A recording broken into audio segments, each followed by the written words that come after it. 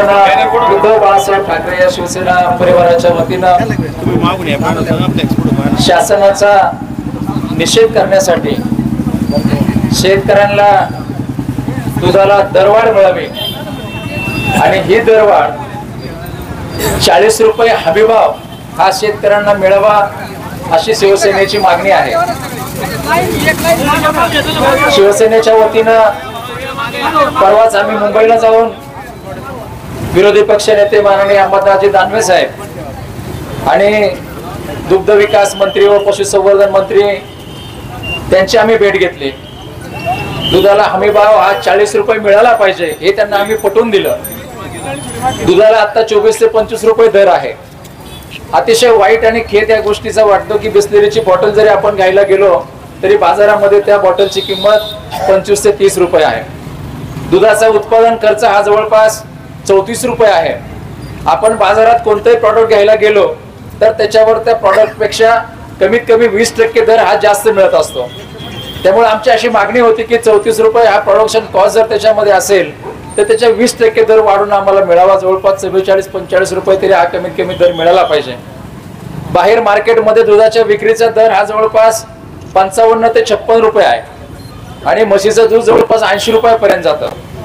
हे अतिशय वाईट या गोष्टीचं वाटतं की सरकार शेतकऱ्यांकडे लक्ष देत नाही। शेतकऱ्यांच्या तोंडाला पाणी पुसलं।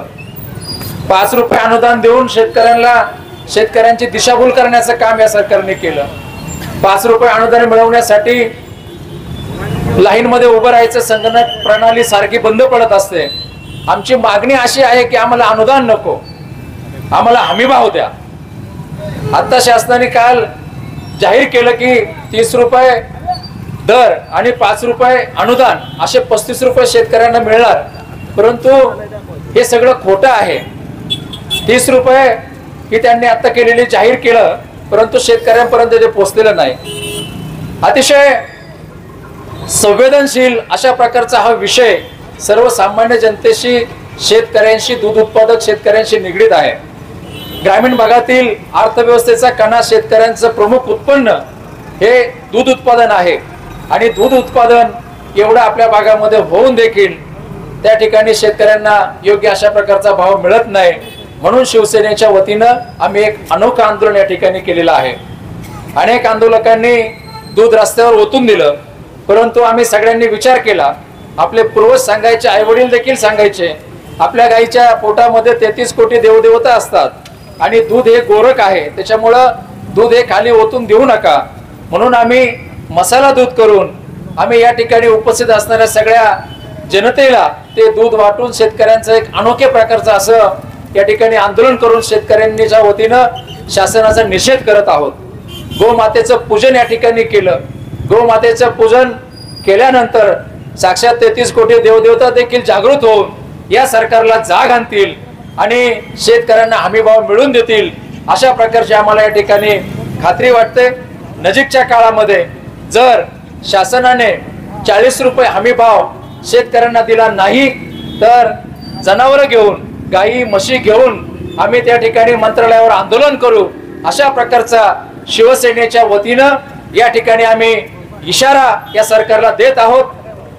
कालच वर्तमानपत्रामध्ये बातमी आलेली होती, आयात शुल्क कमी करून 10,000 टन पावडर, दुधाची पावडर या ठिकाणी सरकार आयात करत आहे। ही अतिशय खेदाची गोष्ट आहे। आपल्याकडे अतिरिक्त दूध आहे, आपल्याकडे दुधाला भाव नाही आणि असं असताना देखील 10,000 टन माल बाहेरून आणून या ठिकाणी शेतकऱ्यांचं तुम्ही कंबरडं मोडण्याचं काम तुम्ही करत आहात। 12% GST दुधावर सरकारने लावलेला आहे। मागच्या आठवड्यामध्ये केंद्राची बैठक झाली, निर्मला सीतारामन यांच्या अध्यक्षतेखाली बैठक होऊन 12% दुधावर GST लावण्याचं काम त्यांनी केलं। 5% तुम्ही शेतकऱ्याला अनुदान देणार, 5 रुपये अनुदान देणार आणि 12% GST तुम्ही आकारणार। हा GST हा डायरेक्ट शेतकऱ्यांचा तोटा, शेतकऱ्यांच्या खात्यामधून तो वजा होऊन डायरेक्ट ग्राहकांना त्याचा पुढे फायदा होईल, व्यापाऱ्यांना त्याचा फायदा होईल। हे सगळं धोरण सरकारचं चुकीचं आहे, दिशाभूल करणार आहे, शेतकऱ्यांचं कंबरडं मोडणार आहे। अनेक शेतकरी जवळपास दररोज 3 ते 5 शेतकरी आत्महत्या करत आहेत। शेतीमालाला बाजारभाव मिळत नाही, दुधाला बाजारभाव मिळत नाही, दुधाला गायींना आपण जो चारा घालतो तो चारा देखील प्रचंड महाग झालेला आहे, सुग्रास महाग झालेले आहे, पेंड महाग झालेले आहे. आणि असं असताना शेतकऱ्याचं, ग्रामीण भागातील शेतकऱ्याचं कंबरडं मोडण्याचं काम या ठिकाणी सरकारने केलेलं आहे.